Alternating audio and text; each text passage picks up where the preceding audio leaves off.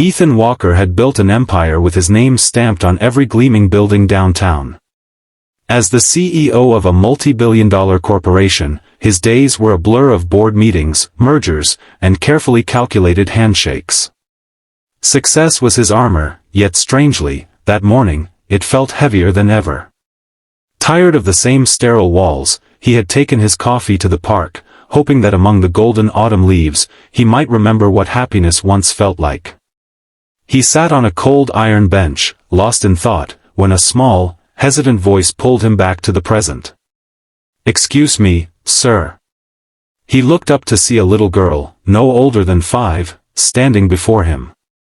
Her blonde hair glowed in the morning light, slightly messy as if she'd rushed here. She wore a simple blue dress, gray tights, and bright red sneakers that seemed to shout her innocence into the world. In her tiny hand, she clutched a worn tote bag that looked far too big for her frame. "Yes, little one," Ethan replied, softening his tone instinctively. She took a small step closer, her wide eyes locked onto his face, as if searching for kindness beneath his expensive suit. "Please come to my birthday party," she whispered, voice trembling. "Mommy's sick, but she'll smile for you if you come." Ethan's heart faltered. For a moment, the world around him blurred, as if the falling leaves had stilled to hear her too. "Why would your mother smile because of me?" he asked gently. The girl's gaze dropped to her shoes. "Because you helped her once. Mommy says you gave her a job when no one else would. She cleans offices now, your offices. But she's been very tired lately. The doctor says she needs rest, but she still tries to make my birthday special. If you come, even for a little while, she'll be so happy." "I know she will." Ethan's throat tightened. Hundreds of employees, hundreds of contracts, and yet, in the sea of names and faces, he hadn't remembered hers.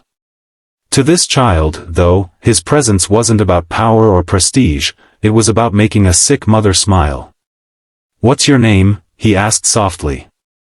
"Lily," she beamed, as if proud to be noticed. Ethan stared at the tiny warrior before him. A child braver than most adults he knew. For her, this wasn't about gifts or parties. It was about giving her mother a reason to smile through the pain. "When is your party, Lily?" "Today. After school. Mommy made cupcakes last night, even though she was coughing a lot. She said she'd rest after the party, but," Lily's voice trailed off, worry clouding her innocent features. Ethan's schedule was packed. Investors flying in, a dinner with foreign clients, urgent reports, everything demanded his presence. But as he looked at Lily, he realized something brutal. In all his years of chasing success, he had forgotten the simple joy of being the reason someone smiled. "I'll be there, Lily," he promised, kneeling to her level. "Tell your mommy to save me a cupcake."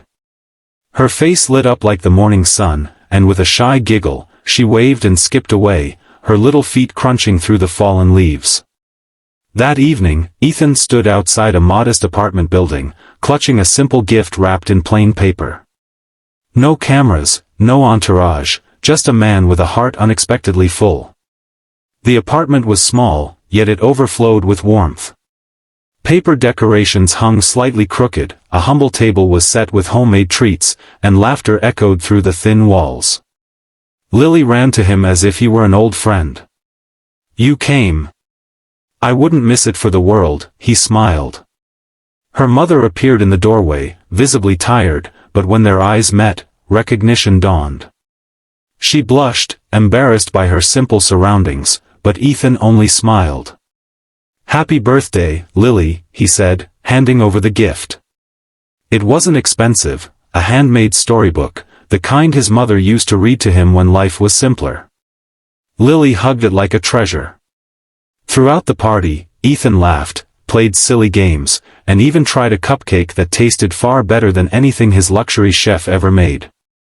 But the best moment was watching Lily's mother smile, not the forced smiles he saw in boardrooms, but a genuine, heart-deep smile born from gratitude and love. As the evening drew to a close, Lily tugged his sleeve. Thank you, Mr. Ethan. Mommy smiled today. Just like I said. And in that moment, Ethan realized it wasn't the skyscrapers or bank accounts that defined a man, it was these small, unnoticed acts of presence. The party didn't change the world, but it changed his world. Before leaving, he knelt beside Lily once more. You're a very special girl, Lily. You reminded me what truly matters. Thank you for inviting me. That night, as he walked back to his polished empire, Ethan felt lighter. For the first time in years, his success felt meaningful, not because of deals closed, but because of a little girl's whispered plea and a mother's grateful smile.